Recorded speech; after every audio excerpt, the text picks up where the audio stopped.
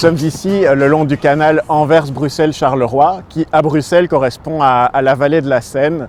Vallée de la Seine qui est un axe facilité de commerce et donc qui a vraiment servi dès la structuration, de la formation de la ville de Bruxelles à concentrer les échanges plutôt commerciaux et artisanaux. Vallée qui a été doublée dès le XVIe siècle d'un canal artificiel reliant Bruxelles à Anvers pour faciliter ces échanges commerciaux de produits qui étaient consommés par les habitants. Dès le XIXe siècle, avec la révolution industrielle, ce canal a structuré finalement le développement d'industries beaucoup plus lourdes, de transformation de matières premières. Et dans la logique de la révolution industrielle, s'y sont aussi agglomérés des habitats ouvriers qui finalement correspondaient à ces développements industriels. On les retrouve du côté de Kuregem ou du bas de Molenbeek. Même si aujourd'hui le canal a un rôle beaucoup moins important dans les échanges de marchandises, parce que l'essentiel des échanges se font par la route, via les camions et les camionnettes, le canal conserve un rôle, d'une part pour les échanges de marchandises plus lourds, mais aussi en fait comme axe de structuration des échanges avec les infrastructures qui polarisent les flux entrants et sortants de Bruxelles et qui par là évitent la dispersion aussi des flux routiers dans l'espace bruxellois en les concentrant finalement dans cet espace industriel et logistique le long du canal.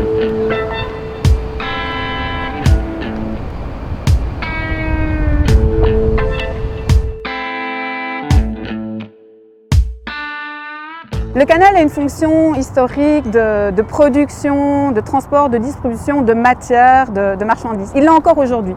Depuis le début des années 2000, il y a toutefois une forte pression immobilière qui est en train de chasser les entreprises, les activités économiques vers la périphérie de la ville. Nous sommes ici en face de Docks Bruxelles, un très grand centre commercial. Celui-ci a ouvert ses portes en 2016. Autrefois, vous aviez ici les anciennes poêleries Godin, une ancienne fabrique de poêles en fonte qui avait atterri en 1858 avec tout un projet d'entrepreneuriat social. Par la suite, c'est plusieurs entreprises, sociétés qui sont venues se nicher dans cet espace pour aujourd'hui, à la place, mettre une méga fonction consumériste, ce centre commercial qui, par ailleurs, a démoli tout le patrimoine historique. Sauf une chose, c'est le Familister. Le Familister, c'est ce bâtiment en briques, c'était le logement coopératif ouvrier. Il a appartenu au CPS de la ville de Bruxelles jusqu'en 2018. L'idée était d'y faire du logement social.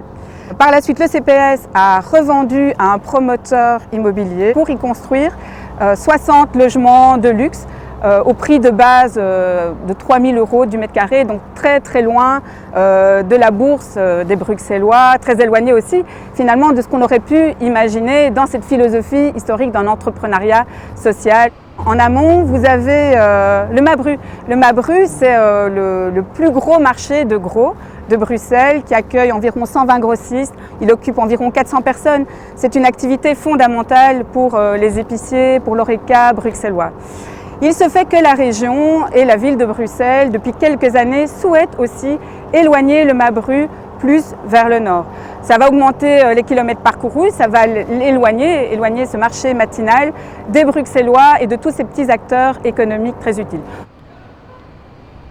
Mais de façon fondamentale, c'est tout le long du canal qu'on observe la manière dont la montée des prix, l'avancée, la spéculation immobilière chasse toute une série d'activités économiques hors de la ville et provoque une sorte de gentrification d'entreprises à côté de la gentrification des personnes.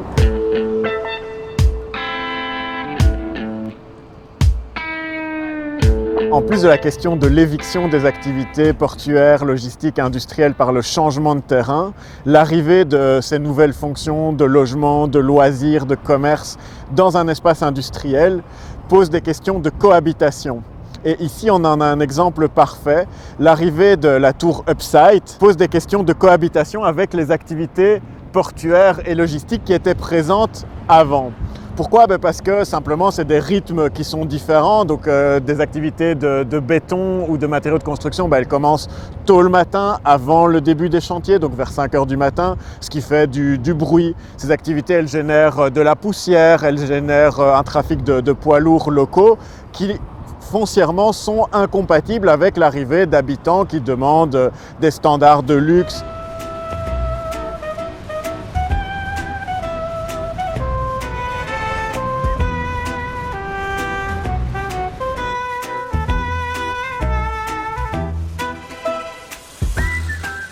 Nous sommes ici au bassin de Bistebroek.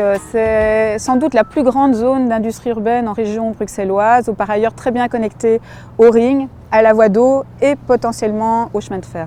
Mais en 2012, la région bruxelloise décide d'autoriser du logement en masse. Environ 4000 logements, c'est-à-dire plus que le nombre de permis de logement délivrés annuellement en région bruxelloise. Donc c'est très massif.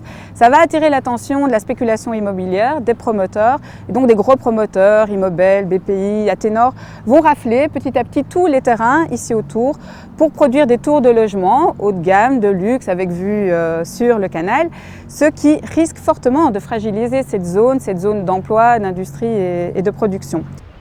Ici, vous avez derrière moi un bassin giratoire, c'est-à-dire que c'est le seul endroit au sud du canal où vous pouvez imaginer qu'une péniche fasse demi-tour dans un sens ou dans un autre pour repartir vers le sud ou vers le nord de Bruxelles. Vous avez des quais de déchargement et donc vous pouviez imaginer ici un port au sud de Bruxelles, un port à taille humaine au service de la ville pour décharger les déchets ménagers, des denrées alimentaires non périssables, des matériaux de construction. Mais si vous avez des projets immobiliers derrière, des tours avec des logements haut de gamme, on peut imaginer que les futurs occupants de ces logements vont peu apprécier d'habiter dans une zone logistique. Donc à terme, cette zone qui est précieuse et unique en région bruxelloise risque de disparaître. Or, vous êtes dans un quartier populaire où les gens peuvent encore trouver du travail, peuvent trouver à se loger. Et donc, les politiques régionales qui ont permis la mise en place de cette spéculation immobilière est en train de faire disparaître cet endroit très précieux.